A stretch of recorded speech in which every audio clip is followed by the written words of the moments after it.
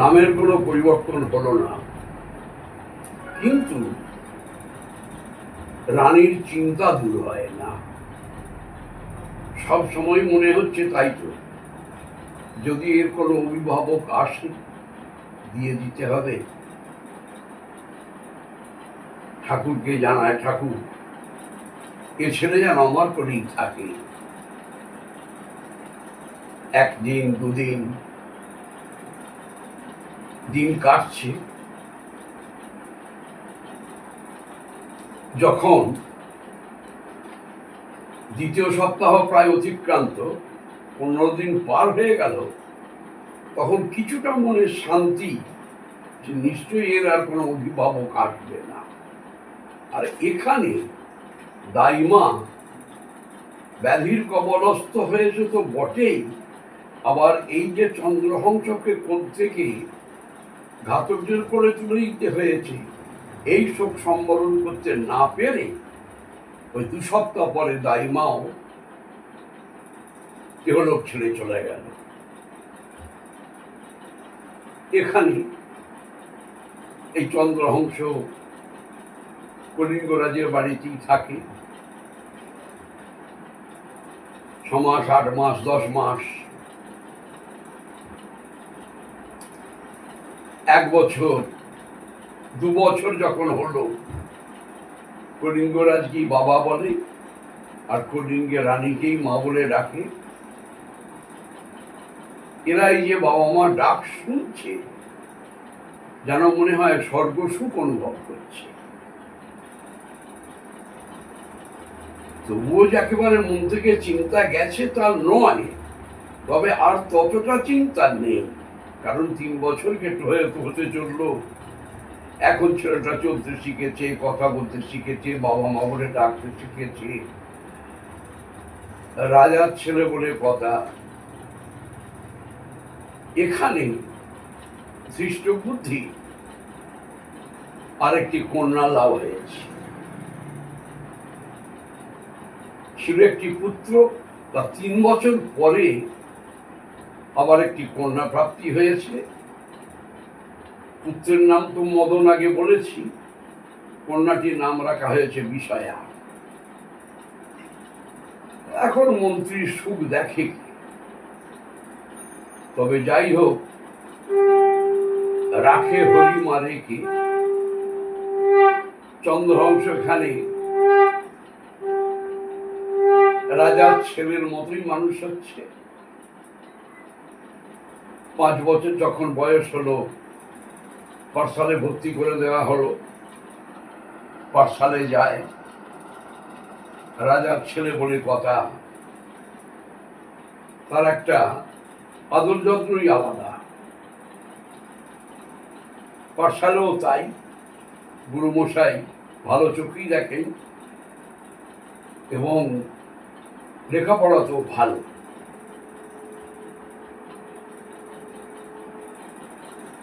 ক্রমশ দিন কাটছে, 6 বছর, 8 বছর,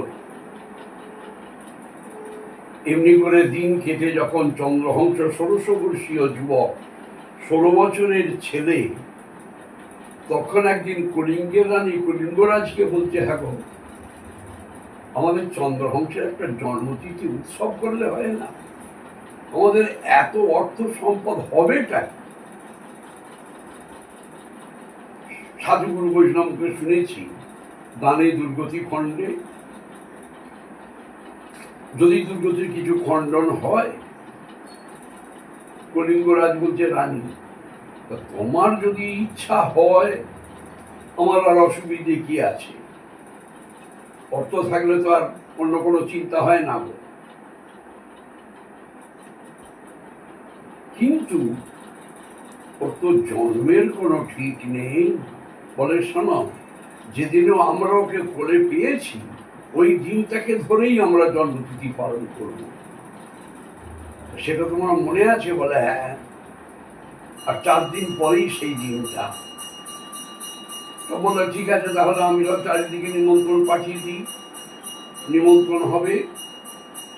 তবে রানী, একটা কথা বলি, শোনো, আমরা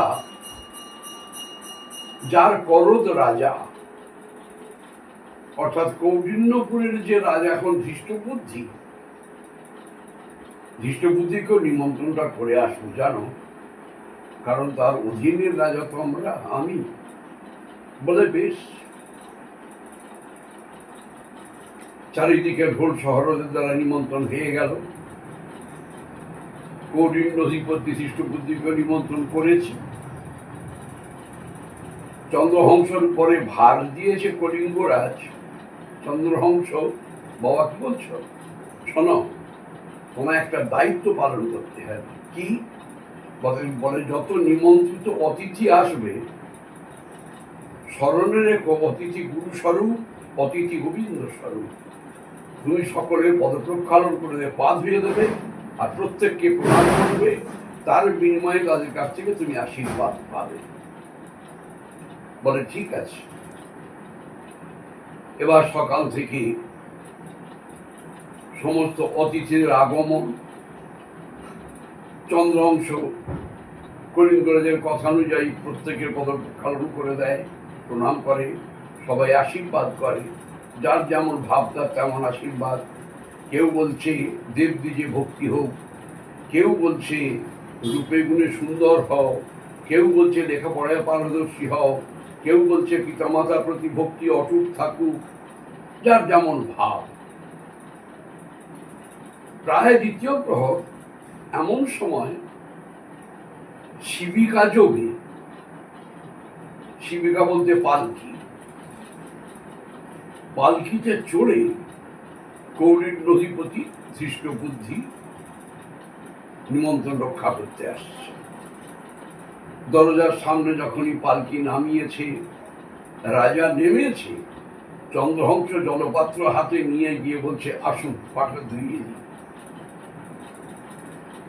প্রথমবারে দেখেই ধৃষ্টবুদ্ধির মনে যেন একটা সন্দেহ জাগল। সেই মুখ, সেই চোখ, না, সে তো বহুদিনের কথা, আর 1600 বছর আগে ঘাতকরা তাকে কেটে ফেলেছে। মানুষের মতো মানুষ থাকে, কোনো কথা বলছে না, নিজের মনে মনে চিন্তা করছে। চন্দ্রহংস বলছে মহারাজ আসুন। হ্যাঁ যাব।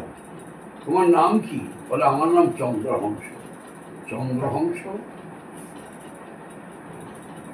অবশ্য এক নাম বিভিন্ন জনেরও থাকতে পারে, তবে নামটা শুনে কিন্তু ধৃষ্টবুদ্ধির মাথায় যেন বাজ পড়েছে। সেই রূপ, সেই নাম,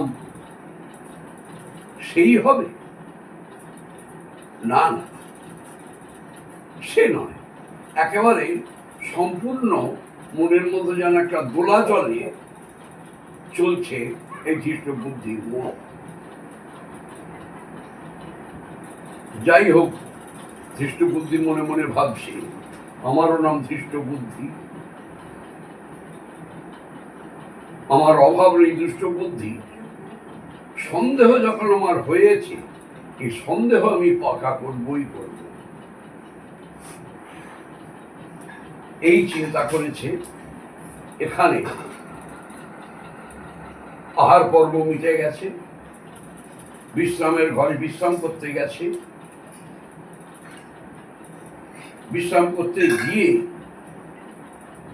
ঘরের ভিতর থেকে কলিঙ্গরাজকে ডেকে বলছে কলিঙ্গরাজ, তোমার একটা কথা বলবো। কলিঙ্গরাজ একবারে তাড়াতাড়ি গিয়ে জোড়হাত করে বলছে মহারাজ বলুন, কি কথা বলবেন?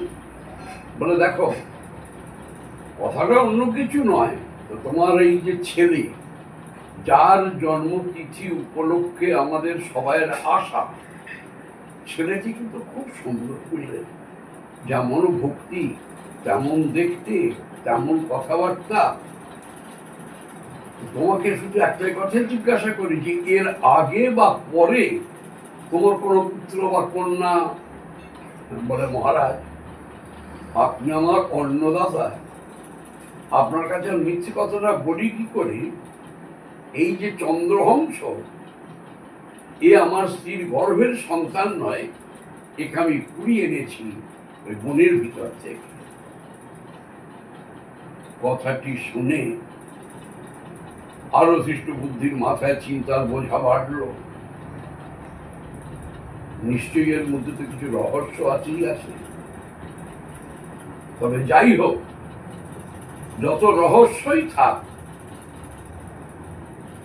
আমি কিন্তু ওকে বাঁচতে দেব না।